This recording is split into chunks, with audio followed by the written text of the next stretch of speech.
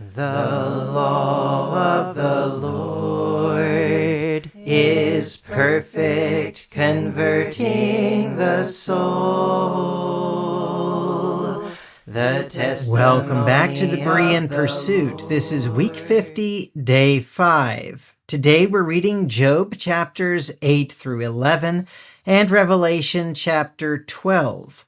Last time in Job we were seeing how Job and his friends were not getting along, and today we're going to see that continues as they are saying that Job must have sinned for this to happen to him, that God does not allow things like this to happen unless it's for discipline, and yet that is not true in this case. And so Job is saying he has not sinned. He's asking them to show him how he has sinned if they're saying that he has, and yet they're not going to be able to really explain how he has sinned. He says they're not being good friends, that they should just understand that he's speaking out of his intense suffering. He would like to die, and he's saying some things, even it seems directed towards God, where he's asking him to turn away from him, let him die, just go ahead and crush him. But anyway, let's go ahead and continue our reading in Job chapters 8 through 11. Then Bildad the Shuhite replied, "How long will you go on saying such things? The words of your mouth are a blustering wind. Does God pervert justice? Does the Almighty pervert what is right? When your children sinned against him, he gave them over to their rebellion. But if you would earnestly seek God and ask the Almighty for mercy, if you are pure and upright, even now he will rouse himself on your behalf and restore your righteous estate. Though your beginnings were modest, your latter days will flourish. Please inquire of past generations and consider the discoveries of their fathers. For we were born yesterday and know nothing. Our days on earth are but a shadow. Will they not teach you and tell you and speak from their understanding? Does papyrus grow where there is no marsh? Do reeds flourish without water? While the roots are still uncut, they dry up quicker than grass. Such is the destiny of all who forget God, so the hope of the godless will perish. His confidence is fragile. His security is in a spider's web. He leans on his web, but it gives way. He holds fast, but it does not endure. He is a well-watered plant in the sunshine, spreading its roots over the garden. His roots wrap around the rock heap. He looks for a home among the stones. If he is uprooted from his place, it will disown him, saying, "I never saw you." Surely this is the joy of his way, yet others will spring from the dust. Behold, God does not reject the blameless, nor will he strengthen the hand of evildoers. He will yet fill your mouth with laughter and your lips with a shout of joy. Your enemies will be clothed in shame, and the tent of the wicked will be no more. Then Job answered, "Yes, I know that it is so, but how can a mortal be righteous before God? If one wished to contend with God, he could not answer him 1 time out of 1,000. God is wise in heart and mighty in strength. Who has resisted him and prospered? He moves mountains without their knowledge and overturns them in his anger. He shakes the earth from its place so that its foundations tremble. He commands the sun not to shine. He seals off the stars. He alone stretches out the heavens and treads on the waves of the sea. He is the maker of the Bear and Orion, of the Pleiades and the constellations of the south. He does great things beyond searching out and wonders without number. Were he to pass by me, I would not see him. Were he to move, I would not recognize him. If he takes away, who can stop him? Who dares to ask him, "What are you doing?" God does not restrain his anger. The helpers of Rahab cower beneath him. How then can I answer him or choose my arguments against him? For even if I were right, I could not answer. I could only beg my judge for mercy. If I summoned him and he answered me, I do not believe he would listen to my voice. for he would crush me with a tempest and multiply my wounds without cause. He does not let me catch my breath, but overwhelms me with bitterness. If it is a matter of strength, he is indeed mighty. If it is a matter of justice, who can summon him? Even if I were righteous, my mouth would condemn me. If I were blameless, it would declare me guilty. Though I am blameless, I have no concern for myself. I despise my own life. It is all the same, and so I say, he destroys both the blameless and the wicked. When the scourge brings sudden death, he mocks the despair of the innocent.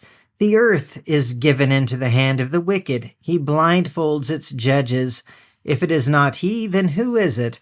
My days are swifter than a runner. They flee without seeing good. They sweep by like boats of papyrus, like an eagle swooping down on its prey.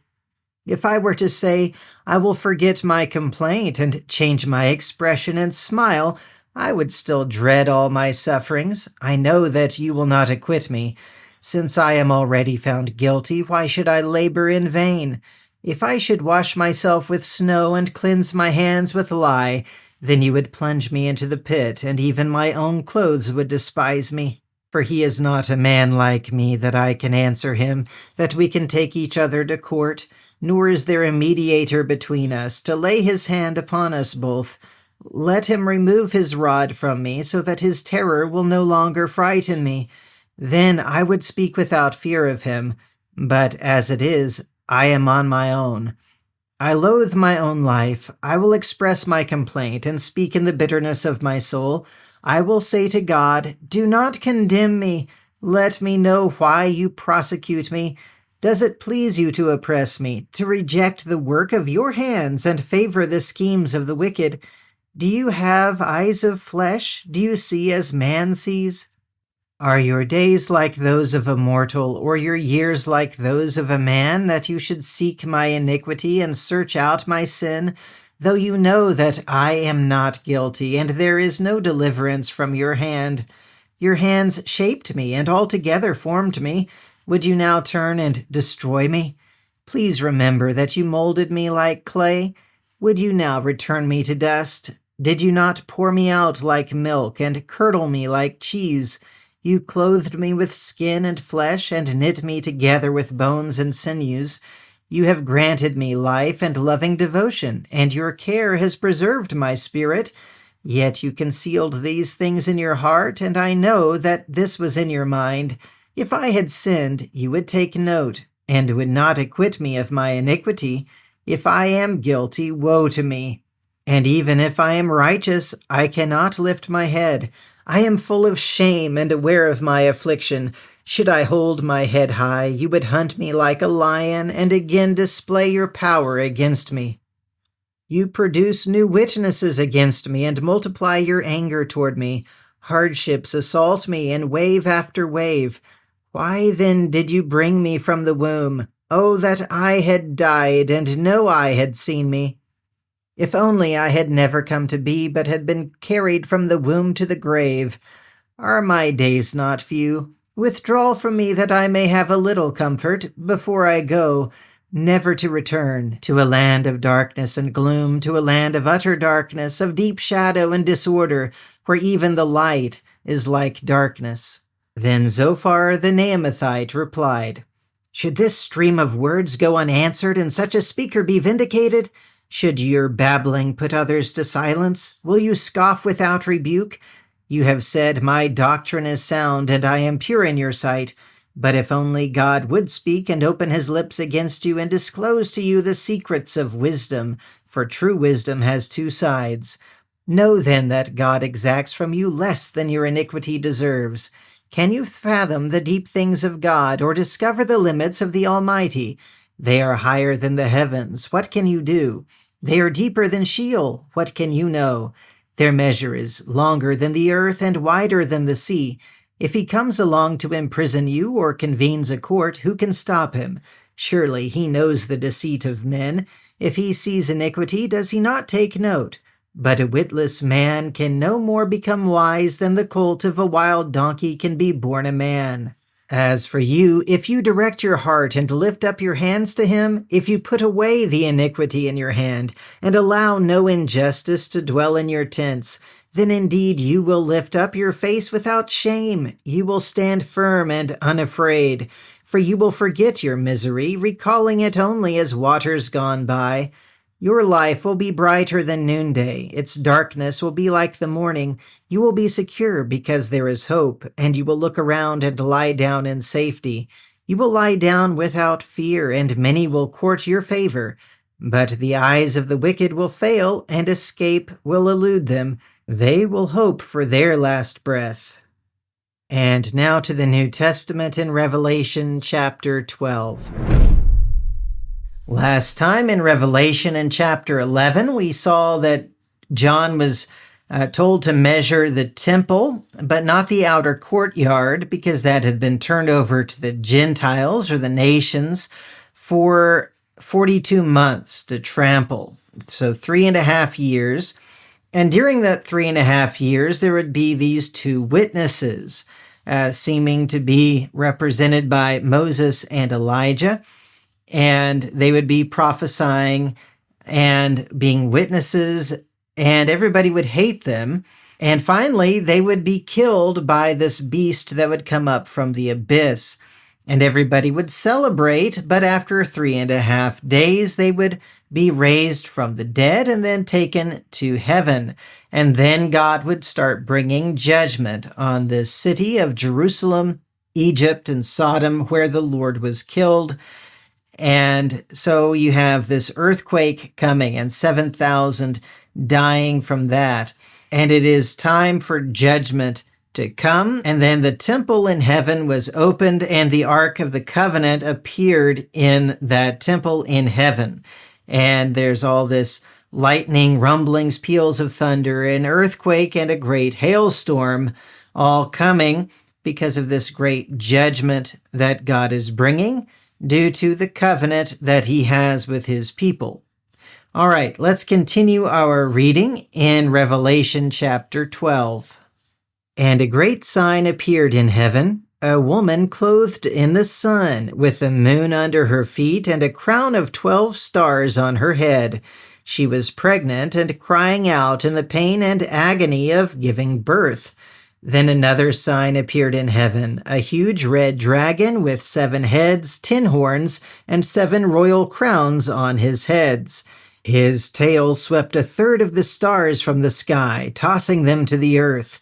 And the dragon stood before the woman who was about to give birth, ready to devour her child as soon as she gave birth.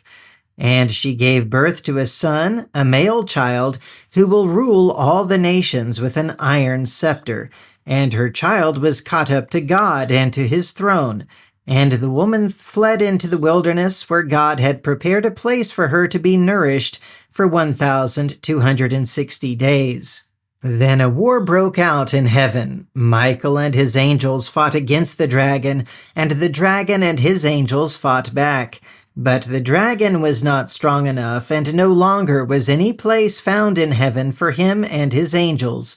And the great dragon was hurled down, that ancient serpent called the devil and Satan, the deceiver of the whole world.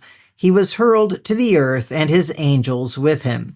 And I heard a loud voice in heaven saying, "Now have come the salvation, and the power, and the kingdom of our God, and the authority of his Christ.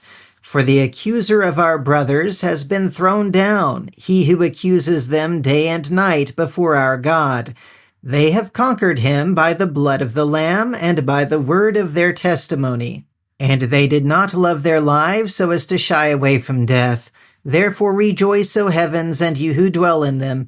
But woe to the earth and the sea! With great fury the devil has come down to you, knowing he has only a short time. And when the dragon saw that he had been thrown to the earth, he pursued the woman who had given birth to the male child. But the woman was given 2 wings of a great eagle to fly from the presence of the serpent to her place in the wilderness, where she was nourished for a time and times and half a time. Then from the mouth of the serpent spewed water like a river to overtake the woman and sweep her away in the torrent. But the earth helped the woman and opened its mouth to swallow up the river that had poured from the dragon's mouth. And the dragon was enraged at the woman and went to make war with the rest of her children who keep the commandments of God and hold to the testimony of Jesus. And the dragon stood on the shore of the sea. All right, in our reading today, we saw in Job that Bildad the Shuhite basically accused Job's children of sin, and that's why they were killed.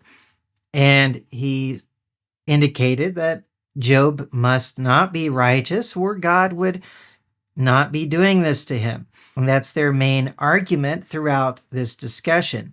Job responded and said, he understands that God is great and that God is powerful, but even if he could talk to God, even if he is righteous, it doesn't matter because God just does whatever he wants. And right now it seems like he wanted to prosecute Job. He just didn't know why. And then we had Zophar the Naamathite, who was very upset with Job for what Job was saying. And he said, really, God is not punishing him as much as he deserves. Of course, he doesn't know what Job has done either, but he's indicating that, well, Job must have done something really awful, and God is not punishing him as much as he deserves. And he says if he'll just repent, then his life will be fine. It will be great. God will restore him. But of course, we know that that's not the issue here. And so they don't understand God fully. And in fact, while they are acting like they're defending God, God is going to say in the end that they did not speak right about him. All right, then in Revelation 12, we see this picture of this woman who is giving birth, and she had a crown of 12 stars. And I believe that this is the nation of Israel, but the righteous nation, and Jesus is the child that comes through her. And this dragon, who is Satan, wants to devour the child as soon as he's born. I think that's what Herod the Great tried to do, tried to kill him and killed all those innocent boys there in Bethlehem. But she escapes, the male child escapes for 1,260 days, 3.5 years. And you have this war in heaven where Michael and his angels cast Satan and his angels out of heaven because there's no more room for Satan to be there accusing anyone. Now that the child is caught up into heaven, Jesus is there. He's accomplished his purpose of dying as a sacrifice. The payment is made. There's no room for Satan to accuse anyone any longer. God is just. He is righteous and forgiving sin. And so we have him being cast out, and he's angry about it. So he goes after those that are faithful, those that are belonging to Christ, and he tries to destroy them. And it says that he opens his mouth so that this river basically comes out, and he wants to drown these people, these followers of Christ, but the earth helps and opens its mouth and drinks in the water. I get the idea, and I might be wrong, but I think that it's talking about the destruction of Jerusalem here. In an effort to destroy the Christians, Satan motivated the Romans, and the Romans ended up taking it out mostly on the Jews.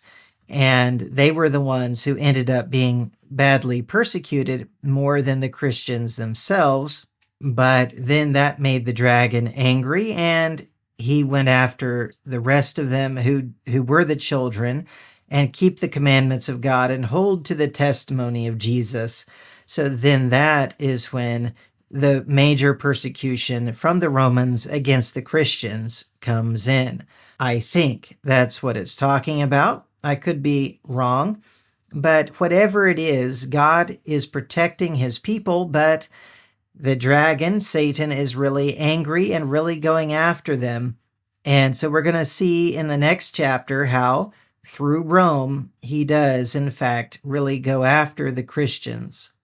All right, well, that's the reading for today and for this week. Join me again next week when, Lord willing, we'll continue on with this Berean pursuit.